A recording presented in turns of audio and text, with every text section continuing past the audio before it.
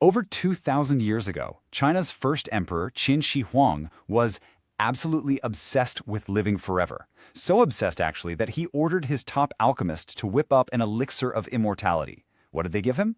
A potion mixed with mercury. He drank it, and, well, ironically, the exact thing he thought would make him immortal ended up killing him. For literally thousands of years, humanity's quest for eternal life looked exactly like that. It was all built on myths, legends, and just desperate magical guessing. But today, we're seeing a dramatic, almost unbelievable shift. Scientists aren't looking for magic anymore, they are looking at raw data. They're actively attempting to rewrite human biology itself. It's an absolutely fascinating topic, and I am so excited to guide you through exactly what the cutting-edge research in this explainer is telling us right now. So can humans truly stop aging? Or is immortality just, one of the greatest scientific myths ever imagined? We're actually opening with a massive contradiction here that has essentially split the modern scientific community right down the middle. On one side, you've got evolutionary biologists arguing that there is a hard, unavoidable biological ceiling to the human lifespan. Basically that our bodies just have a built-in expiration date. But then, on the exact opposite side, you have these high-tech geneticists and gerontologists who genuinely believe ceilings are meant to be broken.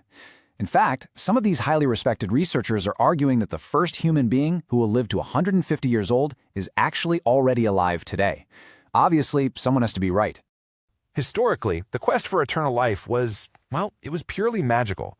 We had kings funding these massive expeditions deep into jungles looking for mythical fountains of youth, and alchemists mixing up these impossible and, frankly, highly toxic elixirs. But today's reality is entirely data-driven. We've essentially traded alchemists for geneticists and mythical fountains for sterile, state-of-the-art medical laboratories. The magic of today happens through the incredibly precise manipulation of DNA and cellular structures, using tools like CRISPR gene editing. We're literally turning what used to be pure science fiction into standard laboratory procedure. We aren't just guessing in the dark anymore. We are actively decoding the human operating system. But to really answer whether we can actually stop this biological clock, we first need to figure out why humans age in the first place. It's super tempting to think of aging as just a single switch in the body that flips the second we hit a certain decade. But the biological reality is a whole lot more complicated. Aging isn't one singular process. It's a complex, system-wide breakdown. See, from an evolutionary standpoint, our bodies were programmed to keep us alive, fast, and healthy long enough to reproduce and raise our young. But evolution never bothered to write us an instruction manual for our 90s. To make sense of this breakdown, scientists use a framework known as the hallmarks of aging. Think of the human body like a high-end luxury car. The car doesn't just fail because of one single broken part, right? Over time, the brake pads wear down, the engine gets dirty, the transmission slips, rust builds up. These hallmarks, things like DNA mutations, mitochondrial dysfunction, and protein damage, they represent those multiple biological systems breaking down simultaneously. One of the most fascinating hallmarks of aging involves telomeres, which basically act as a biological ticking clock. They're these protective caps right at the ends of our DNA chromosomes. A great analogy here is those little plastic caps at the ends of your shoelaces, the ones that keep them from fraying and falling apart. Every single time a cell in your body divides to keep you healthy and functioning, those telomeres get just a tiny bit shorter. And eventually they get so short that the cell can no longer safely divide, which drives a massive part of the physical aging process we actually see in the mirror. But scientists actually discovered an enzyme called telomerase that has the ability to rebuild these caps. That discovery alone is exactly why finding a way to safely activate telomerase is a massive, multi-billion-dollar focus in longevity research today. And that leads us directly to cellular senescence. Because when those telomeres shrink and the cells stop dividing, they don't always just peacefully pass away. Instead, they turn into what scientists quite literally call zombie cells. These are damaged cells that just outright refuse to die. They sit there, stubbornly accumulating over time. And even worse, they release these toxic chemicals that cause a slow, burning, widespread inflammation. Researchers have even coined a specific term for this: inflammaging. This constant, low-grade systemic inflammation damages the healthy tissue surrounding those zombie cells and is believed to be the main trigger behind major age-related diseases. Think Alzheimer's, arthritis, heart disease. It's one of the primary reasons our bodies begin to ache and fail as we grow older. Okay, but this is exactly where the story pivots from just observation to active intervention. We really need to strictly distinguish what is actually proven in longevity science from what is still highly experimental. For decades now, we've known that interventions like severe calorie restriction and drugs like rapamycin and metformin can significantly extend lifespan in animals like mice. Rapamycin, for instance, essentially tricks the body into thinking it's in a state of fasting. This forces the body to go into survival mode, where it starts aggressively cleaning up cellular garbage, a really cool process called autophagy. Now, it works brilliantly in mice, but obviously humans are far more complex. So now science is pushing into the experimental human frontier. We're looking at CRISPR gene editing and this mind-bending process called epigenetic reprogramming, which literally tries to wipe the slate clean and reset an adult cell back to its youthful stem cell state. Oh, and then there are senolytics. These are entirely new classes of drugs specifically designed to hunt down and kill those toxic zombie cells we were just talking about. Building on those experimental therapies, scientists are utilizing next-generation biotech frontiers to actively tackle biological damage faster than ever before. Take AI-assisted drug discovery, for example. Artificial intelligence can now simulate millions of complex chemical reactions in a single afternoon, a task that would have historically taken human scientists decades of trial and error in a lab. Beyond that, we're seeing incredible strides in advanced stem cell therapies designed to replace damaged tissues. And perhaps most astonishingly, the frontier of organ regeneration and tissue engineering.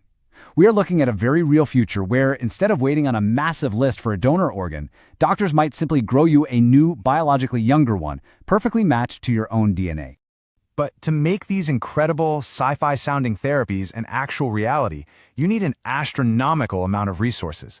And the real shockwave came when the financial sector realized what was quietly happening inside these laboratories. Longevity has rapidly transformed into biotechnology's absolute fastest-growing sector. We've got massive startups like Altos Labs, Calico, Retro Biosciences, and BioAge Labs working right alongside legacy academic institutions and giant pharmaceutical companies. But what's truly fascinating here is who is writing the checks. When tech billionaires like Jeff Bezos or Sam Altman pour hundreds of millions of dollars into these startups, they aren't just funding abstract science. They are actively trying to buy time. We're talking about an unprecedented influx of corporate money and heavy venture capital that is drastically accelerating the timeline of when these discoveries might actually reach the general public. And that massive acceleration brings us right back to this striking number, 150. Because of the heavy funding and the rapid breakthroughs in cellular manipulation we just covered, some top researchers genuinely believe this isn't science fiction anymore. But I want you to really think about the profound psychological impact of that number. Imagine blowing out 150 candles on a birthday cake. If humans routinely hit that age, you wouldn't just have grandchildren to play with, you could potentially have great-great-great-grandchildren. You would exist across multiple centuries. However, as you might guess, behind every promising therapy lies a completely different kind of challenge. It is so easy to get caught up in the excitement of living a dramatically longer life. But if we suddenly extend human life by decades, we aren't just changing biology, we are fundamentally upending human civilization as we know it. The societal ripple effect would be staggering. Just think about it for a second. If you live to 150, does a traditional 30-year mortgage make sense anymore? You certainly can't retire at 65 if you have 85 more years of life to fund. You might literally have 3 entirely different, distinct careers over your lifespan. And what happens to the workforce? How does a younger generation ever get promoted if the executives ahead of them never actually retire? Even our basic family structures would change wildly if you regularly had 6 or 7 generations alive at the exact same time, navigating the world together. Furthermore, we have to look really closely at the statistical realities of how we actually live those extra years. The data highlights what scientists call the longevity gap. This is the absolutely critical difference between merely extending lifespan, which is simply how long your heart keeps beating, and extending your health span, which is how long you are actually healthy, mobile, and disease-free. Extending lifespan without extending health span is the absolute nightmare scenario scientists are trying to avoid, because it means that instead of spending 10 years in a nursing home suffering from dementia or frailty, you might spend 30 years there. If we extend life but don't cure the escalating age-related disease burden, we are just prolonging the period of human suffering. And that would place an incalculable strain on our global healthcare systems. So we find ourselves facing a really profound longevity dilemma. On one hand, the opportunities are beautiful. Economists talk about a longevity dividend, a world where healthy people work longer, stay highly productive, boost the global economy, and experience significantly reduced physical suffering. But the challenges are equally massive. We're looking at fierce overpopulation debates and the very real risk of genetic inequality. See, cutting-edge medicine is incredibly expensive when it first hits the market.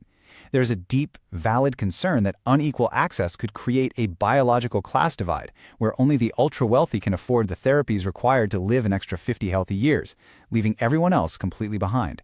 Despite these intense debates, the science is charging forward, and one single discovery could entirely redefine aging itself. Based on current realistic scientific trends, rather than pure speculation, the timeline for the next few decades is just breathtaking. By 2030, we fully expect to see widespread personalized medicine and highly accurate biological age testing. You won't just know your chronological age, you'll know exactly how fast your cells are aging compared to your peers.